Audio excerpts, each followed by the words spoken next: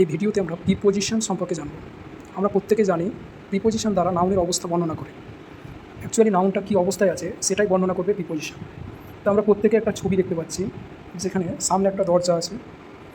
এটা একটা দরজার এক সাইডে একটা টেবিল আছে, রাউন্ড টেবিল। এটা একটা রাউন্ড টেবিলে এখানে একটা ল্যাম্প আছে রাউন্ড টেবিলের উপরে।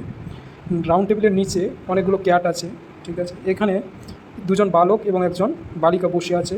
দুজন বালকের মিডিলে একজন বালিকা বসে আছে এবং একটা সোফার উপরে তারা বসে আছে এবং সোফার পিছনে একটা আলমারি রাখা আছে, যার মধ্যে বই আছে অনেক। রুমের মিডিলে একটা টেবিল আছে, ঠিক আছে। এখানে একজন মহিলা আর্মচেয়ারে বসে আছে এবং আর্মচেয়ারের পিছনে বা মহিলার পিছনে একজন দাঁড়িয়ে আছে। তো এগুলো কীভাবে আমরা এক্সপ্লেন করব, তার জন্য আমাদেরকে প্রিপোজিশন জানতে হবে। তো এখানে একটা কোশ্চেন করছে, where is the round table? তো it is beside the door. এটা কি ডোরের পেছনে আছে রাউন্ড টেবিলটা বিসাইড মানে পেছনে আছে। তো এই যে বিসাইডটা লাগালাম আমরা, এই বিসাইডটা হচ্ছে প্রিপোজিশন। তো বিসাইড মানে কি পাশে। হোয়ার আর দ্য ক্যাটগুলো কোথায় আছে? দে আর আন্ডার দ্য টেবিল। তাহলে টেবিলের নিচে আছে, টেবিলের নিচে কোনো কিছু নিচে থাকার জন্য আমরা কি আন্ডার ইউজ করলাম। তো এখানে আন্ডারটা হচ্ছে প্রিপোজিশন, আন্ডার হচ্ছে প্রিপোজিশন। আবার বলছে হোয়ার ইজ দ্য ল্যাম্প। এখানে আমরা ল্যাম্পটা দেখতে পাচ্ছি টেবিলের উপরে আছে, তাহলে আমরা টেবিলের উপরে প্রকাশ করার জন্য বলছি it is on the table. তাহলে অন ইউজ করলাম। কোনো কিছুর উপরে যখন লেগে থাকবে তখন আমরা কী ইউজ করবো? অন ইউজ করবো। কোনো কিছুর নিচে যখন থাকবে তখন আমরা কী করবো? আন্ডার বলবো। কোনো কিছুর পাশে যখন থাকবে তখন আমরা কী বলবো? বিসাইড বলবো। তাহলে এগুলো হচ্ছে এক একটা প্রিপোজিশন, মানে নাউনের অবস্থা বর্ণনা করছে এগুলো।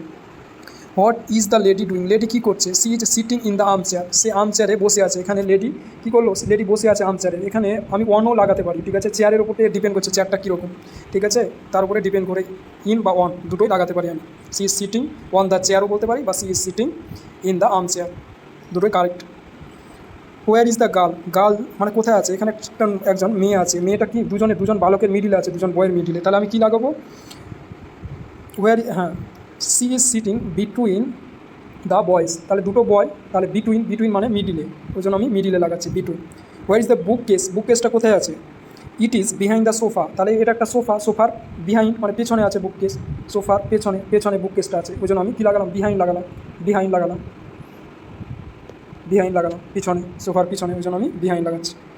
হোয়ার আর দ্য বুকসগুলো কোথায় আছে? দে আর ইন দ্য বুক কেস। তাহলে বুক কেসের মধ্যে আছে, ওই জন্য আমি ইন লাগালাম। এটা একটা বুক কেস, এটা পুরোটা হচ্ছে বুক কেসের মধ্যে আছে কি বইগুলো, ওই জন্য আমি ইন লাগালাম। What is the man doing? Man কী করছে? মানে বালকটা এখানে কী করছে? তো he is standing behind the armchair. এটা একটা আর্মচেয়ার, ঠিক আছে, এর পাশে দাঁড়িয়ে আছে, ওই জন্য আমি বলছি বিহাইন্ড দ্য আর্মচেয়ার। বিহাইন্ড শব্দটা মানে পিছনে, এটা একটা preposition. Where is the small table? It is in the middle of the door. এখানে ইন লাগালাম, ইন মানে মধ্যে, মিডিলের মধ্যে, তাহলে ডোরের মিডিলে আছে, ইন দ্য মিডিল, ঠিক আছে। তো এটা একটা preposition in. Where is the লাইটটা কোথায় আছে? আমরা প্রত্যেকে দেখতে পাচ্ছি যে লাইটটা ঝুলে আছে। কোথায় ঝুলে আছে? বলছে ইট ইজ অ্যাবভ দ্য টেবিলের উপরে। এটা টেবিলের উপরে আছে কি? লাইটটা আছে টেবিলের উপরে, এই তো আমরা লাইট দেখতে পাচ্ছি টেবিলের উপরে ঝুলে আছে, তাহলে অ্যাবভ।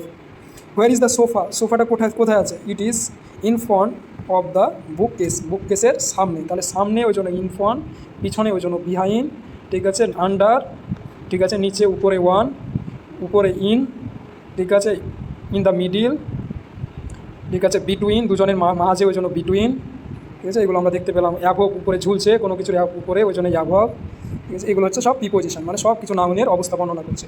আর প্রিপোজিশনগুলো সবসময় নাউনের আগে বসে, পূর্বে পজিশন অবস্থা বর্ণনা করবে নাউনের, সেটা হচ্ছে প্রিপোজিশন। তাহলে এটা বিগিনার্স কোর্স, ওই জন্য এখানে জাস্ট বেসিক প্রিপোজিশনগুলো ডিসকাস করা হয়েছে।